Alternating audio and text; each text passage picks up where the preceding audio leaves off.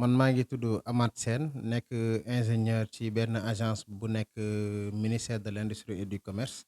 agence bi nag mi ngi tudd APROSI agence d'aménagement et de promotion des sites industriels. waaw pour revenir juste ci ambition bi nga xamante ne moom la les nouvelles autorités di wax chaque jour mooy par rapport aux 8 pôles territoriaux yi nga xamante ne tey moom la ñu war a def à travers le Sénégal mu doon ay pôles yi nga xamante ne dans un premier temps c'est 8 pôles ensuite sur 14 ensuite sur 45 bi nga xamante ne moom la ministre bi di faral di wax naan 8 14 45 yi nga xamante ne moom la ñu war a installer ci à travers le Sénégal. Mu doon li nga xamante ne tey aujourd'hui dafa toll ci jamono bi nga xamante ne dañoo war a def lu ñu naan relance de l'industrialisation inclusive. Ku xam industrie gi nga xam ne industrie doon na li nga xamante ne dafay permettre pays yi mën a concurrencer d'autres pays. te alors que malheureusement le Sénégal ci ay jamono ci ginnaaw pratiquement 80% des industries ñi ngi basé wu à Dakar. Aujourd'hui maintenant pour éviter à ce qu'il y ait disparité régionale donc le président a souhaité à ce que les 8 pôles territoriaux yi nga xamante ne moom la ñu fixé pour que Sénégal mën cee def ay zones industrielles yi nga xamante ne day màcc ay ba nga xamante ne day permettre population bi ñu mën ci jëriñu askan bi jëriñu ci mais également Sénégal jëriñu ci. Xam nga pôle bu nekk dafa am ay activités phares yi nga xamante ne moom la ñuy def ci pôle bi donc ñun ñi boo xoolee tey Tilmaxa mi ngi jokk ci pôlu Thiès bi te pôlu Thiès bi ba nga xamante ne man doon na pôle bi nga xamante ne l'extraction minière fii nii pratiquement daf fi am mais également en dehors de l'extraction minière ak yi nga xamante ne moom mooy ICS yenn produits yi ba bokk na am na nekk na zone bi nga xamante ne à vocation agricole la mais également il y a l'élevage et cetera donc il y a plusieurs industries yi nga xamante ne mën nañ ko fi installer industries yi nga xamante ne ça va permettre à la zone de rebooster son économie mais également de créer ce que l'on appelle des emplois et également aussi favoriser li ñuy naan li ñuy wax capital humain bi nga xamante ne à travers des centres de formation yi nga xamante ne moom la ñuy def fii à travers le pôle de Thiès. Pour actuellement pour wax ni projet bi durée bi tel la donc dina doon li nga xamante ne dina jafe pour ñu wax ko mais li nga xamante ne daal moom lañ leen mën a xamal askan bi mooy que ni projet déjà jour bi nga jógee ni da ngay wëri suuf rek daanaka mun nañu wax ni projet bi commencé na. Léegi maintenant nag ku xam projet xam ni projet day jaar ci étape yu bari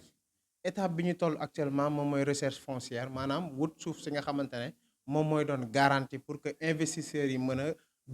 am fitu dugal seen xaalis pour que ñu mën a def foofu pôle industriel. Installation pôle industriel li mu mën a def ci gox bi surtout laay njëkkee d'abord xam nga tey am na gox yi nga xamante ne dafa sori soriwaay bi tax na ay jamono nit ñi dañ naan bàyyi ay activité dem Dakar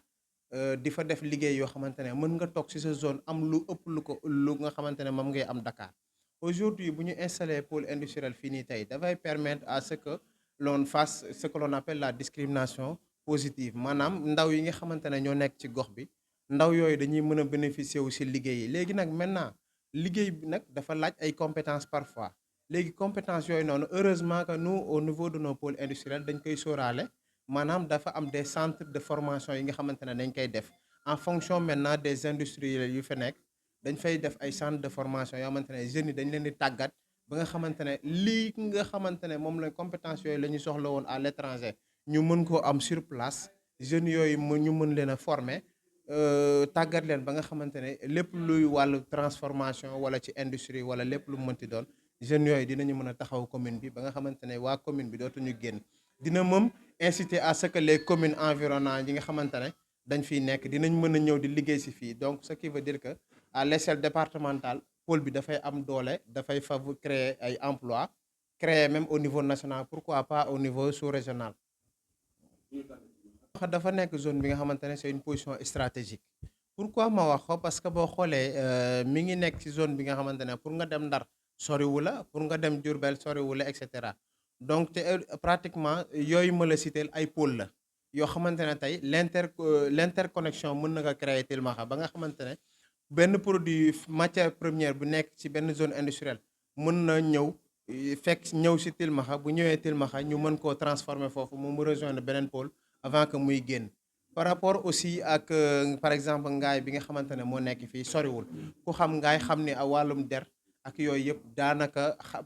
xarañ nañ ci léegi donc du coup ak pôle bi nga xamante ne fii nii bu fi nekkee tey par rapport à l'élevage ak yooyu yëpp doon na zone bi nga xamante ne c'est une zone ba nga xamante ne élevage dañ ko fi def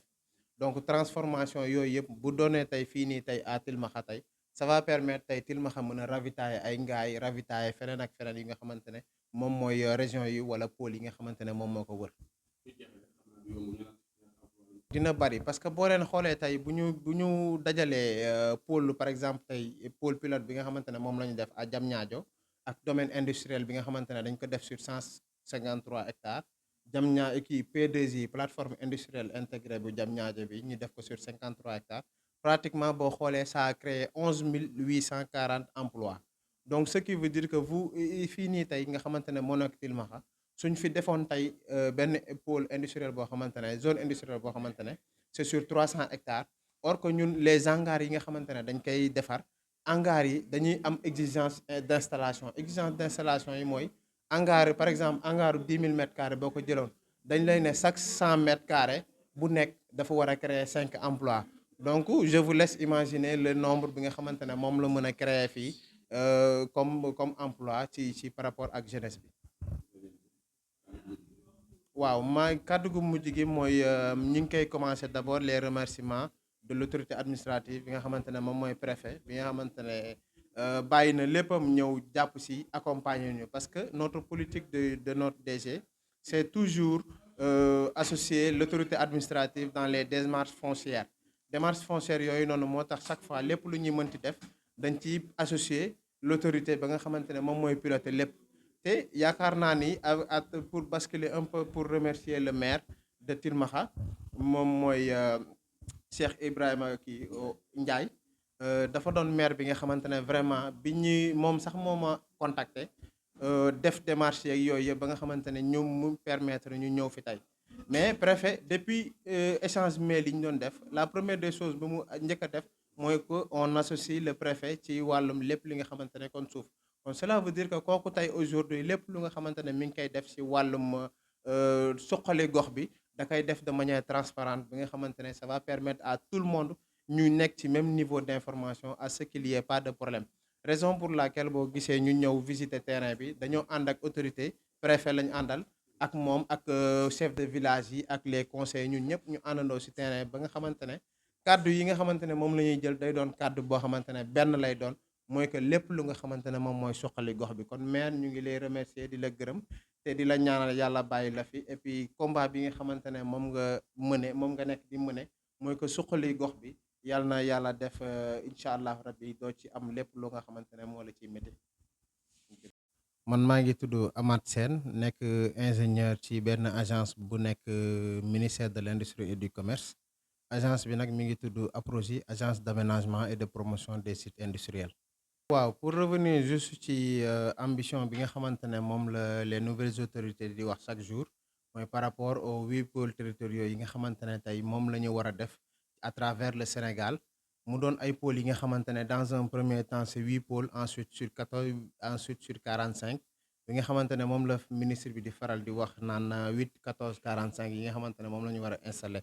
ci à travers le Sénégal. mu doon li nga xamante ne tey aujourd'hui dafa toll ci jamono bi nga xamante ne dañoo war a def lu ñu naan relance de l'industrialisation inclusive ku xam industrie gi nga xam ne industrie doon na li nga xamante ne dafay permettre pays yi mën a concurrencer d'autres pays te alors que malheureusement le Sénégal ci ay jamono ci ginnaaw pratiquement 80% des industries ñi ngi basé wu à Dakar aujourd'hui maintenant pour éviter à ce qu'il y ait disparité régionale donc le président a souhaité à ce que les 8 pôles territoriaux yi nga xamante ne moom la ñu fixé pour que Sénégal mën cee def ay zones industrielles yi nga xamante ne day màcc ay ba nga xamante ne day permettre population bi ñu mën ci jëriñu askan bi jëriñu ci mais également Sénégal jëriñu ci. xam nga pôle bu nekk dafa am ay activités phares yi nga xamante ne moom la ñuy def ci pôle bi donc ñun ñi boo xoolee tey Tilmaxa mi ngi jokk ci pôlu Thiès bi te pôlu Thiès bi ba nga xamante ne man doon na pôle bi nga xamante ne. L'extraction minière fii nii pratiquement daf fi am mais également en dehors de l'extraction minière ak yi nga xamante ne moom mooy ICS yenn produits yi ba bokk na am na nekk na zone bi nga xamante ne à vocation agricole la mais également y a l'élevage et cetera donc il y a plusieurs industries yi nga xamante ne mën nañ ko fi installer industrie yi nga xamante ne ça va permettre à la zone de rebooster son économie, mais également de créer ce que l'on appelle des emplois et également aussi favoriser li ñuy naan li ñuy wax capital humain bi nga xamante à travers des centres de formation yi nga xamante ne moom la ñuy def fii à travers le pôle de Thiès. Pour actuellement pour wax ni projet bi durée bi tel la donc dina doon li nga xamante ne dina jafe pour ñu wax ko, mais li nga xamante ne daal moom lañ leen mën a xamal askan bi mooy que ni projet déjà jour bi nga jógee ni da ngay wëri suuf rek daanaka mun nañu wax ni projet bi commencé na. Léegi maintenant nag ku xam projet xam ni projet day jaar ci étape yu bari. Étape bi ñu toll actuellement moom mooy recherche foncière, maanaam wut suuf si nga xamante ne moom mooy doon garantie pour que investisseurs yi mën a am fitu dugal seen xaalis pour que ñu mën a def foofu pôle industriel. Installation pôle industriel li mu mën a def ci gox bi surtout laay njëkkee d'abord xam nga tey am na gox yi nga xamante ne dafa sori soriwaay bi tax na ay jamono nit ñi dañ naan bàyyi ay activité dem Dakar di fa def liggéey yoo xamante ne mën nga toog ci sa zone am lu ëpp lu nga xamante ne moom ngay am Dakar. Aujourd'hui bu ñu installé pôle industriel fii nii tey dafay permettre à ce que l'on fasse ce que l'on appelle la discrimination positive, maanaam ndaw yi nga xamante ne ñoo nekk ci gox bi ndaw yooyu dañuy mën a bénéficier wu ci liggéey yi. Léegi nag maintenant liggéey bi nag dafa laaj ay compétences parfois léegi compétences yooyu noonu heureusement que nous au niveau de nos pôles industriels dañ koy sóoraale, maanaam dafa am des centres de formation yi nga xamante ne dañ koy def en fonction maintenant des industriels yu fa nekk. Dañ fay def ay centres de formation yoo xamante ne jeunes yi dañ leen di tàggat ba nga xamante ne lii nga xamante ne moom la compétence yooyu la ñu soxla woon à l'étranger ñu mën koo am sur place. Jeunes yooyu ñu mën leen a former